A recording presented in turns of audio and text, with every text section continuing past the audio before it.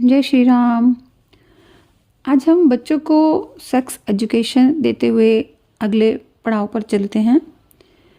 जब बच्चे 3 से 5 वर्ष के लगभग होते हैं तो हमें उनको गुड टच और बैड टच या सुरक्षित और असुरक्षित स्पर्श क्या होता है इसका हमें उनको जानकारी देनी चाहिए। इसके बारे में कि कोई भी उनको करीबी व्यक्ति गले लगाता है तो उन्हें जो फील होता है वो गुड टच होता है, और कोई दूसरा व्यक्ति जब वो अकेले हैं और कोई भी उनके पास नहीं है तब उन्हें छूने की कोशिश करता है और गलत तरीके से छूता है तो वो बैड टच है। तो हमें उनको सावधान करना चाहिए। बच्चों को ये हमें बताना चाहिए कि दिमाग और शरीर से भी ये जानने की कोशिश करें कि ये स्पर्श किस तरह का है।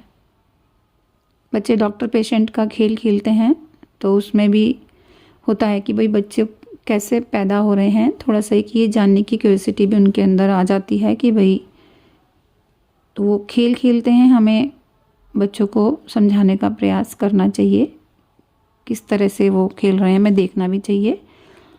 और लगभग 5 से 8 वर्ष की उम्र जब उनकी होती है, 5 से ऊपर जब वो बढ़ते हैं तो थोड़े थोड़े बॉडी में चेंज आने शुरू हो जाते हैं। लड़के और लड़कियों के शरीर अलग अलग होते हैं तो हमें उन्हें बताना चाहिए कि हमारे कौन से अंग हैं, और माता पिता से अलग किसी को भी उन्हें छूने की इजाज़त उन्हें नहीं देनी है। ये हमें उन्हें बहुत अच्छे से समझाना है। यदि कोई ऐसा करता है तो अपने माता पिता को भी बताएं।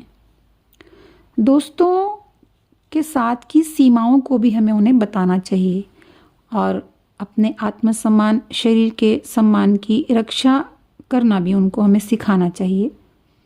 आजकल बच्चे मोबाइल से वो बहुत सी बातें उम्र से पहले ही देखने की, जानने की कोशिश करते हैं, तो उनकी क्वेरीज़ को, उनकी जिज्ञासाओं को शांत करने के लिए, उनका समाधान करने की हमें कोशिश करनी चाहिए। उनको बताने का प्रयास करना चाहिए कि हमें किस तरह से क्या करना है। जब बच्चे 10 वर्ष की उम्र से आगे चलते हैं तो उसे उस समय यौवन संबंधी जो बातें होती हैं इनकी जानकारी हमें देनी बहुत ज़रूरी हो जाती है। उस उम्र में बच्चों के शरीर में आने वाले शारीरिक और मानसिक बदलावों के बारे में उन्हें जानकारी देनी चाहिए।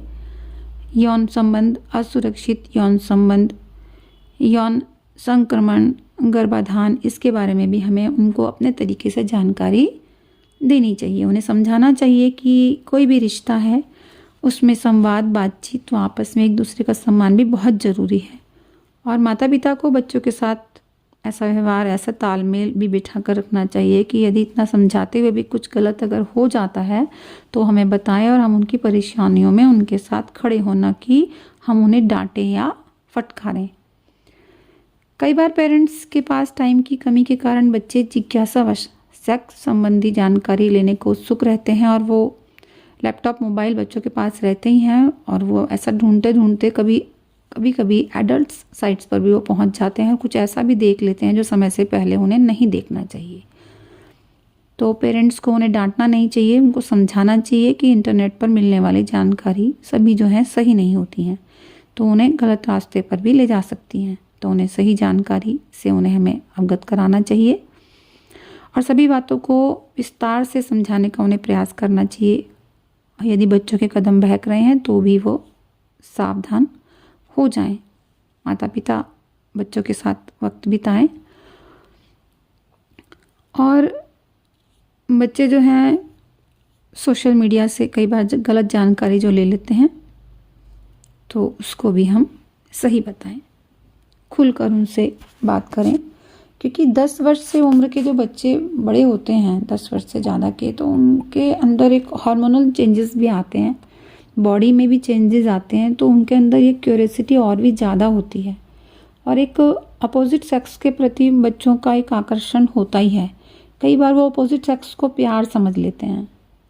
तो हमें ये सब चीज़ें बच्चों को जब हम बचपन से लेके चलेंगे, समझाने का प्रयास करेंगे, तो वो हमारे से टच में रहेंगे तो उन्हें हमारी बातें सही भी लगेंगी और समझ में भी आएंगी, तो वो कुछ भी गलत कदम उठाने से बच जाएंगे।